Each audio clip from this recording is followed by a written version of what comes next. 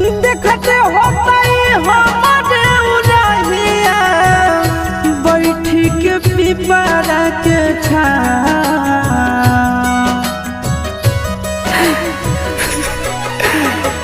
देखते होता हमारे उड़हिया बैठी के पिपरा के छाँव। रुक रुक रुक अरे टरेनिया रुक रुक रुक रे टरेनिया